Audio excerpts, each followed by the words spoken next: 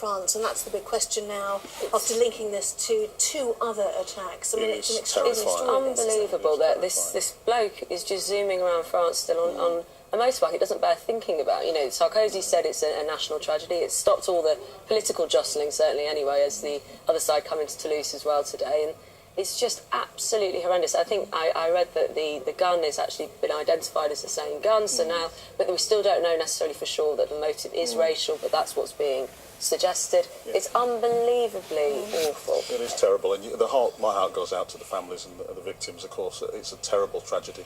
I've just moved on to the Independent just to see their take on it, but do continue. I mean, well, it's just a terrible tragedy, and I guess one of the things that concerns me, bringing it back to home, is the remarks of the Home Affairs Select Committee on the extreme right in this country, and some of the horrific things that they talk about in relation to this kind of thing. Of course, we don't know that it's connected to that kind of craziness, but it is a terribly frightening incident, and one that we should. It's not just a French national tragedy. I think it's an international tragedy. Certainly, reports are beginning to suggest there's echoes of neo-Nazism in some of these sort of ex-servicemen. Possibility that the person who's carried this out is so calculated that they've had some military training, and they're beginning to investigate that. Really? So maybe you are on the right line. That is a terrifying prospect, and the fact that this chap is running around.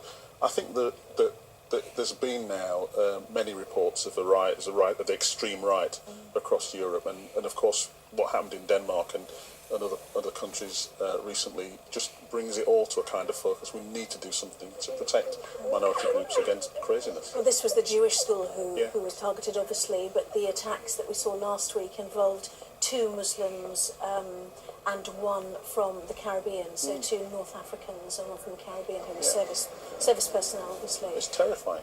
It is terrifying because you say you're pretty speedy, aren't you, going around on it's so faceless, this whole thing. You know, in terms of calling it is a global tragedy. We are operating more as a global world. You've obviously heard all the comments from different world leaders come in today, and especially with the internet, you can get those comments now and feel the world's temperature on it, especially on Twitter, you know, instantly. It just, everybody, the remorse is huge, and the feeling that, you know, you want this person caught, or you want this feeling that is now taking over the right again, clamped down on in some way. It's a terrifying thing that there seems to be a movement in that direction again. Well, that's true. I hope it's true in terms of what happens politically. We've got to remember that in France we have an extreme right-wing party that actually is looking like it might get 20% of the vote. And has brought up issues like halal meat, that's telling French people you're eating more halal meat than you realise, so that's become an issue there as well. You generate this, how can I put it, this terribly permissive, extreme atmosphere in which people who are on the edge flip over. So it's not just the tragedy, which is tragic in itself, but it's also, actually, there's a societal issue here. It's not just France. You know, let's be clear about this. And the backdrop of this, of course, is an election just weeks away, the first round of one, anyway. More of the papers coming up very shortly, so we'll take a short break and come back with the rest of the front pages very shortly.